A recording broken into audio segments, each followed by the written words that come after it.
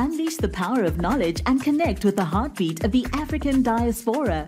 Download our African Diaspora News Channel app now on Google Play and Apple App Store.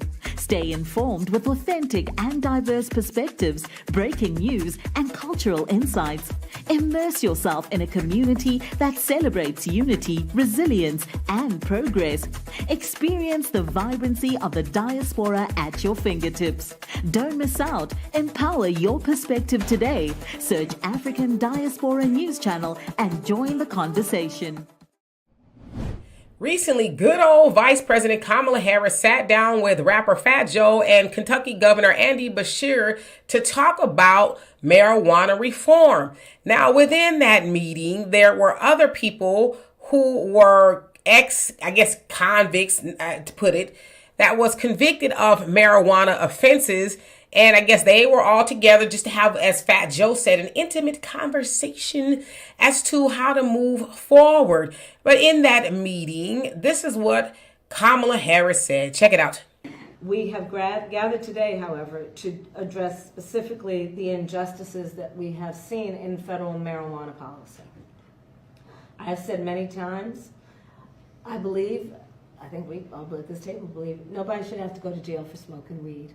Marijuana is considered as dangerous as heroin and more dangerous than fentanyl, which is absurd, not to mention patently unfair.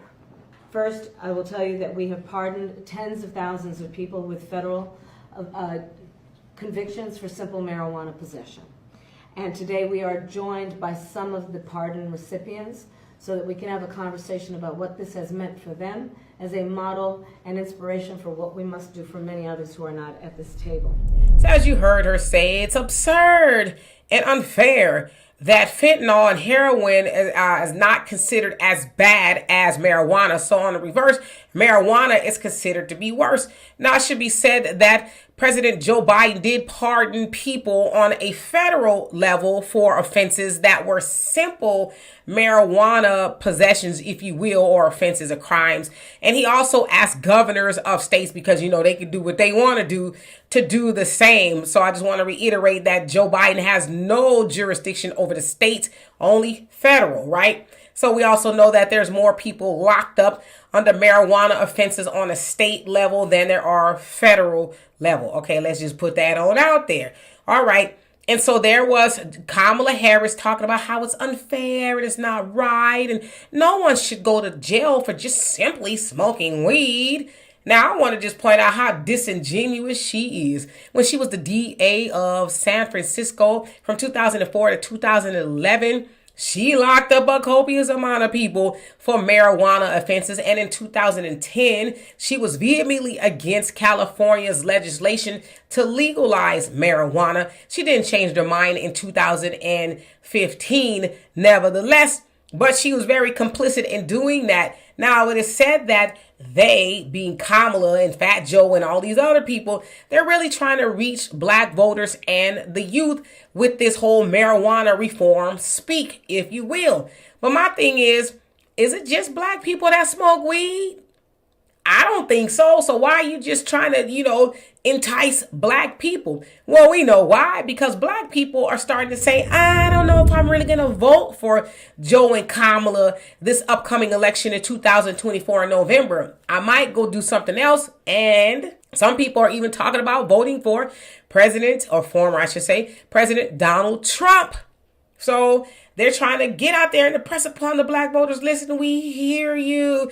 We think you should smoke weed in peace and you shouldn't be harmed legislatively, be locked up for it. And, I would imagine there's more black people in jail for marijuana offenses. But why don't you go out there and speak to everybody? Because everybody smokes weed. It ain't just black people, but they're pandering again. And they got Fat Joe, and it seems like they've used Fat Joe quite a bit as the spokesperson for black people. Now, I don't want to get into the argument whether Joe is black. He is Puerto Rican, and that is a derivative of black. And, but when it comes to black Americans, should he be the one speaking for us? I don't know. I've seen a lot of discourse online saying whether he should or he should not. But nevertheless, he's doing it. And they're trying to impress upon black voters. Get in there and vote for Joe and Kamala. They're out there. They see you. We don't care about marijuana. Because listen, people been smoking that forever. And they didn't need no permission or law to do it. Would it be nice if people could do it and not get in trouble? I guess I don't do it, never have, never will. So I can't really speak to that. But Joe and Kamala specifically you, since you were lying because you wasn't with it when you was, had control as a DA in San Francisco, but all of a sudden now you are. Of course, y'all remember when she went on the Breakfast Club talking about, oh yeah, I smoked it and I did inhale. But then you ran around there in California locking people up for them doing it. Ugh. But nevertheless, she is going to pander until 2024 election takes place November 5th to black people. But what I was trying to say before I got distracted, y'all forgive me, I'm getting over a cold. But nevertheless, why don't they get a round table together? Talk about reparations. Talk about reparations. Black Americans want a check. We want money. We don't want you talking about forgiving marijuana. We want you to do that too. When I say we, I'm talking about those who smoke it. Okay, I don't smoke it. Yeah, they want you to do that in addition to reparations. See, they talk about everything but cutting the check. And I don't know who is that going to work on? Oh, well, we're trying to get people to understand you need to free people from jail and all this other stuff. And we also know why fentanyl is not considered worse than marijuana. Because them folks, that's their stuff. Now does fentanyl catch up some of our stuff? Yeah, absolutely, it does. But that's their drug of choice. That's what they like to do. And, the heroin, if you will, that they do it too. And so they, being their folks, they get rehab. Our folks get prison. And there's still people in prison for marijuana charges like that of Miss Alice, and I can't remember her last name, but that Trump and Kim Kardashian freed after she asked the Obama administration, hey, can you let me out? And it was a low level, I think, marijuana offense, if I'm not mistaken. So there's people in prison like that doing years for some weed. So it's Joe and Kamala. Do they really care about people getting out of prison, jail for marijuana? I don't think so. I think they care because elections is coming up. But if they get back into the White House, let's see if they continue to talk about it. Or are they just going to drop it like they did when Joe Biden says, black people, you've had my back and I'm going to have your back. So anyway, y'all tell me what you think of that. And for more insightful commentary, please subscribe to this channel and my channel, the Demetra Kaye.